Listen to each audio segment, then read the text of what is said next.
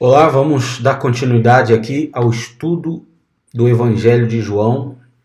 Você pode abrir a sua Bíblia aí agora em João, capítulo 4, versículo 43. Vamos meditar aqui na palavra de Deus, tá? João 4, 43. A cura do filho de um oficial do rei. Diz assim, isso aconteceu já quando Jesus estava saindo de Samaria, quando ele se revelou como Messias para a mulher samaritana, e os samaritanos creram no Senhor Jesus. Mesmo sem ele fazer algum milagre, vamos dizer assim, extraordinário, não foi necessário que ele fizesse um milagre extraordinário, uma cura, uma libertação, né? Para que as pessoas elas crescem nele como Messias. Porque essas pessoas tinham o coração aberto, essas pessoas tinham sede do Messias. E quando elas encontraram Jesus, se deram conta então que ele era o Filho de Deus, né? E aí, aqui no livro de João, capítulo 4, versículo 43, diz assim: passados 2 dias, Jesus saiu dali e foi para a Galileia, porque o próprio Jesus testemunhou que um profeta não tem honra na sua própria terra.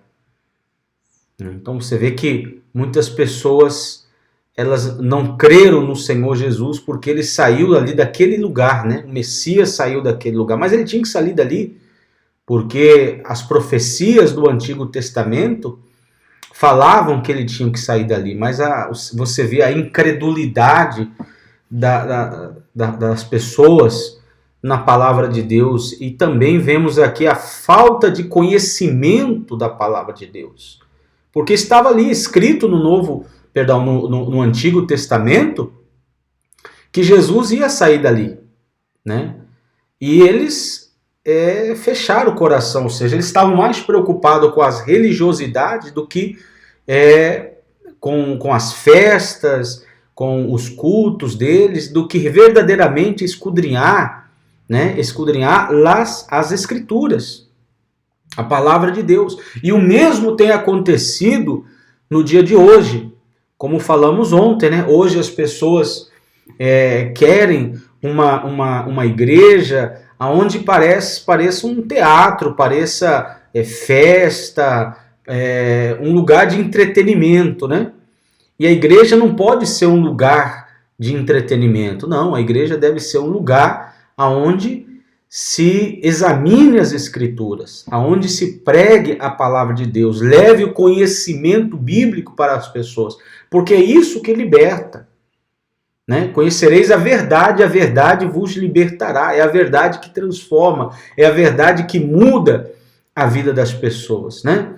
Então, hoje em dia, muitos pastores, muitos pregadores, eles estão com esse intuito de fazer da instituição como se fosse um lugar de entretenimento. Existe aí até pastores que contam piada, né? Que contam piada. Então você vê o quão distante está da palavra de Deus, né? Porque quando um pastor, um pregador sobe no púlpito para pregar, né? O que ele tem que passar para as pessoas? A palavra de Deus, as profecias bíblicas, e não ficar ali querendo entretener as pessoas, né? Para que elas fiquem felizes, né? Não, fui na igreja, o pastor fez eu rir, o pastor fez eu ficar alegre, eu senti uma emoção, tá? Eu pulei, eu dancei, mas isso aí dura segundos, porque quando a pessoa sai dali,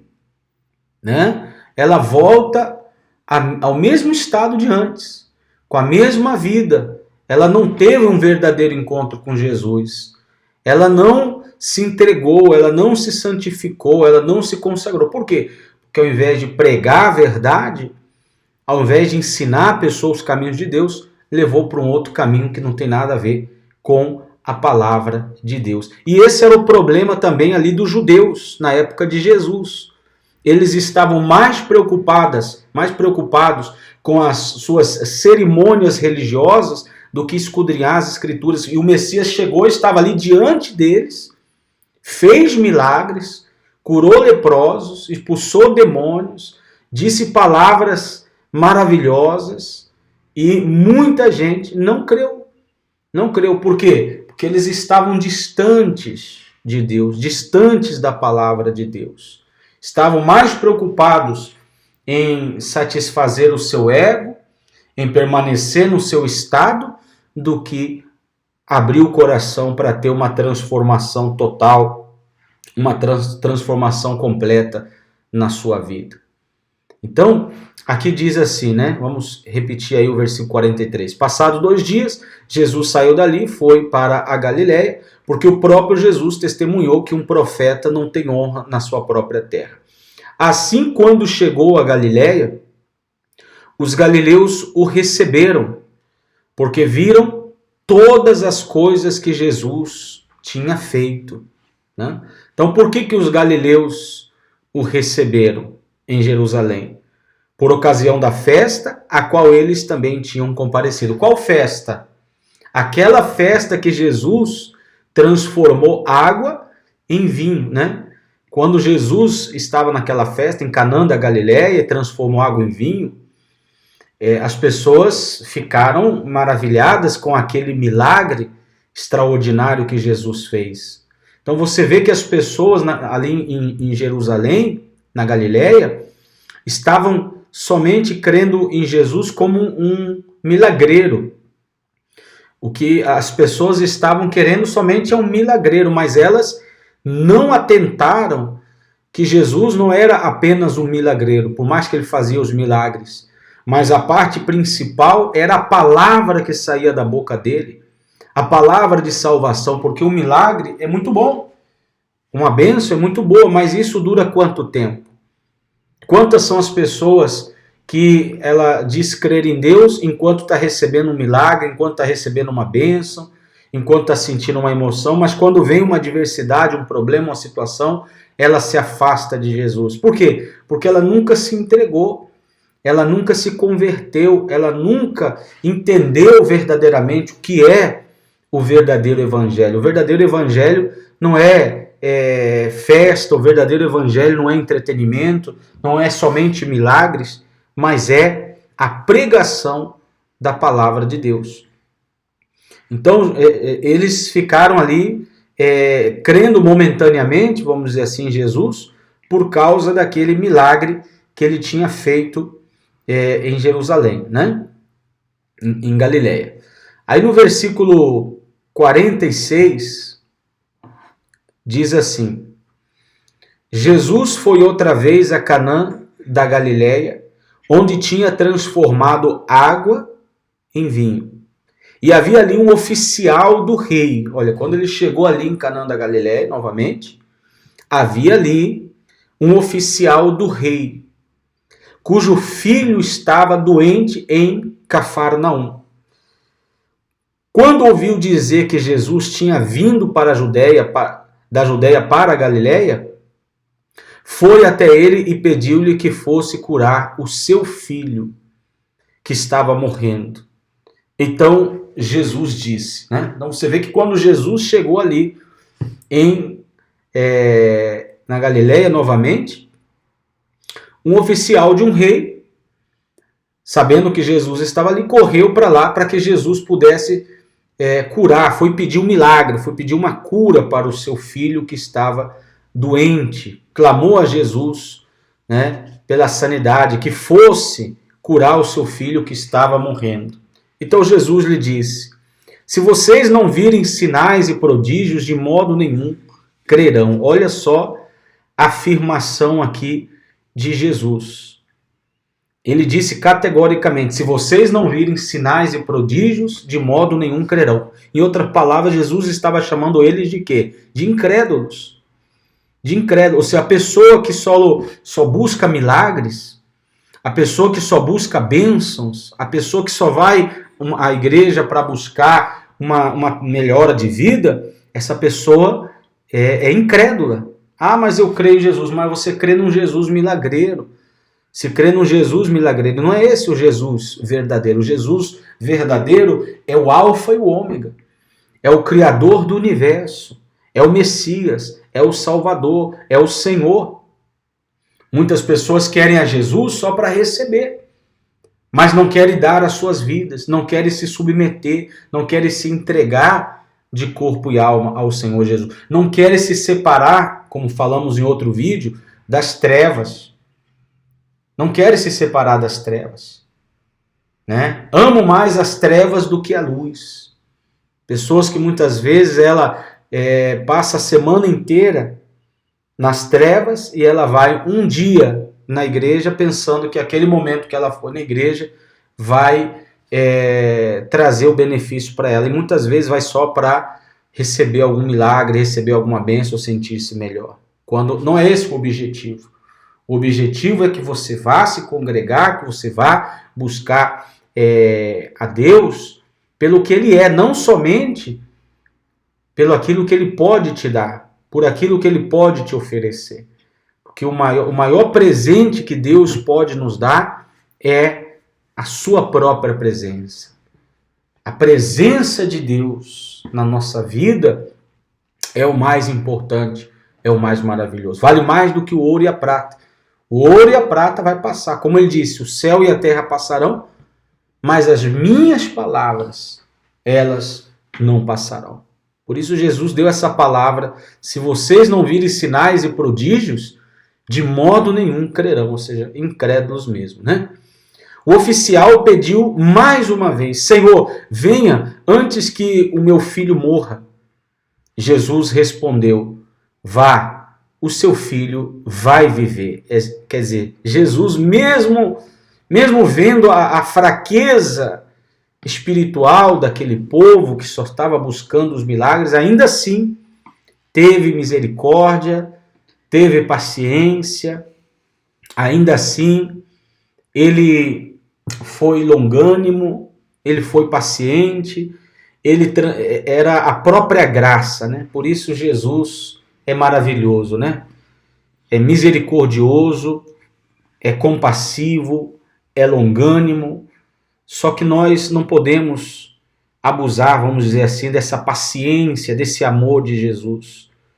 Porque enquanto há vida, ainda há salvação, ainda há oportunidade para que a pessoa se arrependa e seja salvo. O problema é que se a pessoa desaproveita todas as oportunidades que tem, ela vai, como dizendo assim, empurrando com a barriga, né? Vai brincando, não leva nada em sério, mas vai chegar um dia que os seus dias acabam.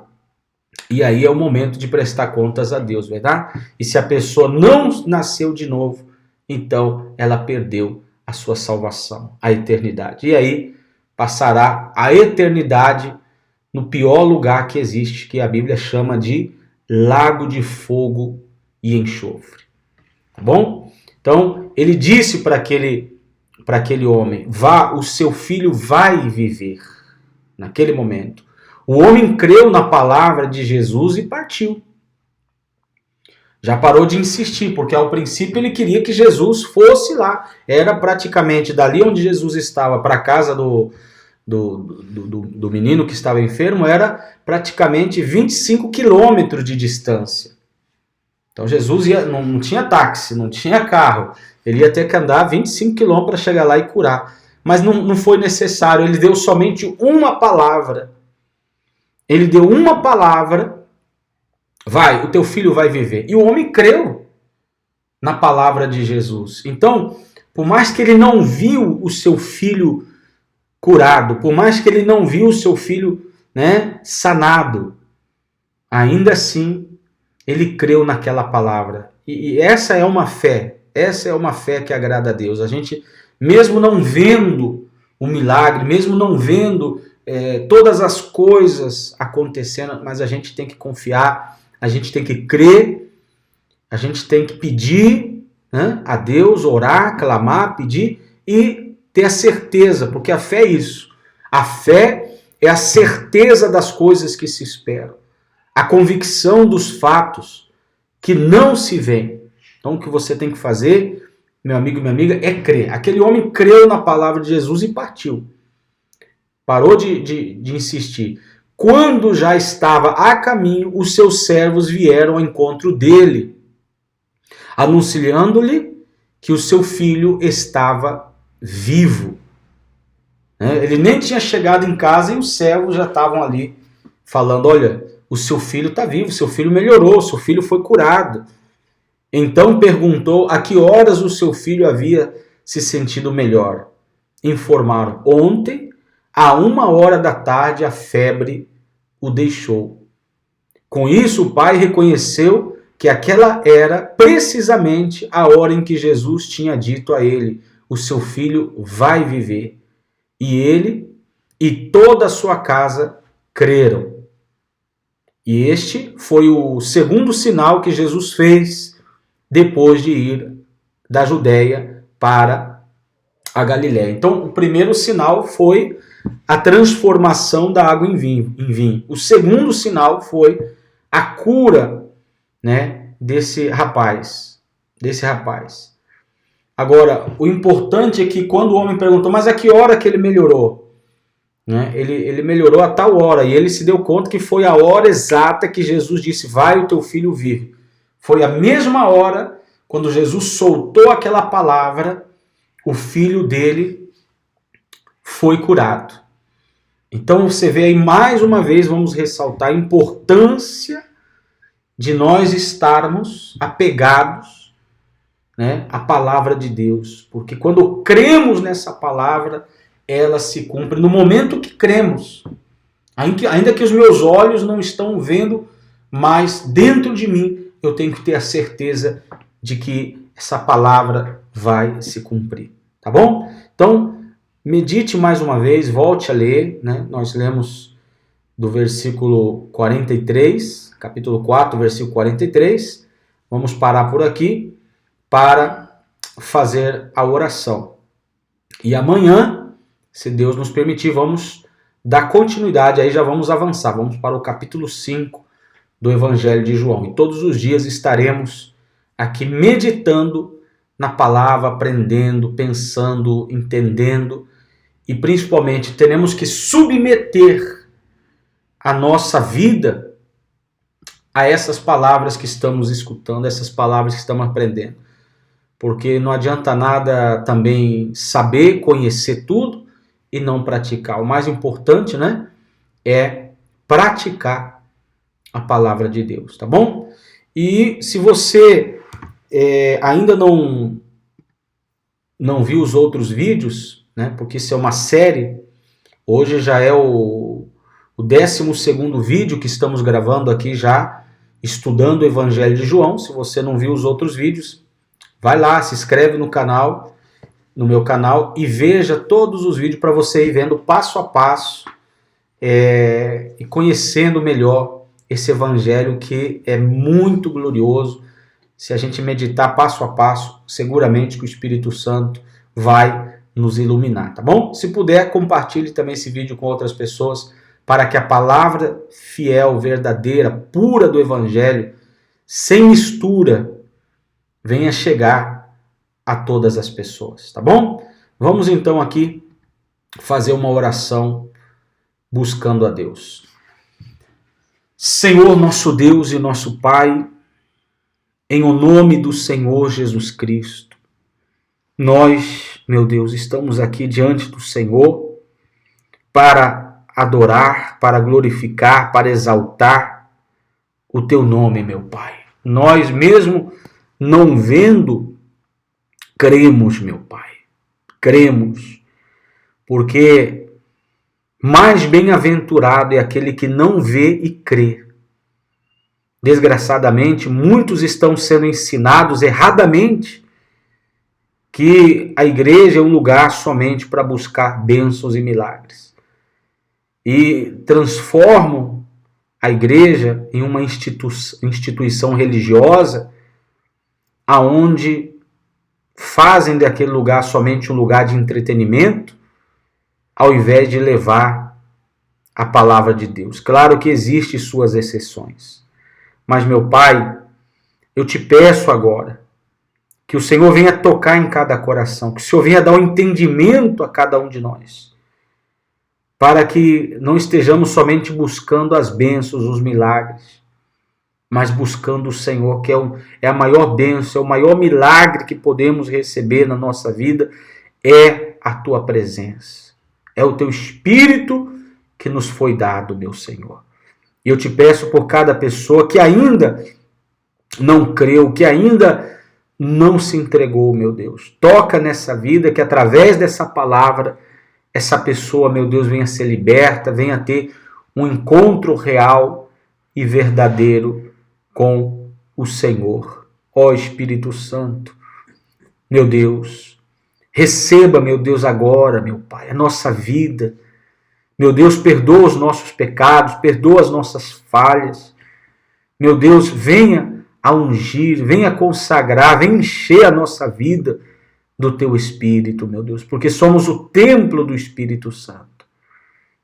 E, meu Pai, receba então toda a honra e toda a glória e todo o louvor. E tem misericórdia também, meu Pai, daqueles que estão sofrendo, meu Deus. Tem misericórdia daqueles que estão clamando, assim como o Senhor teve misericórdia daquele servo do rei, meu Deus.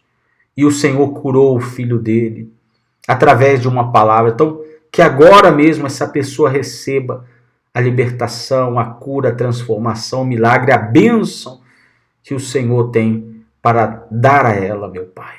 Te agradecemos por tudo, em nome do Pai, do Filho e do Espírito Santo. Amém e graças a Deus. Amém. Então, ficamos por aqui. Que Deus abençoe a todos vocês e amanhã, se Deus nos permitir, vamos estar aqui novamente meditando na palavra de Deus. Deus abençoe.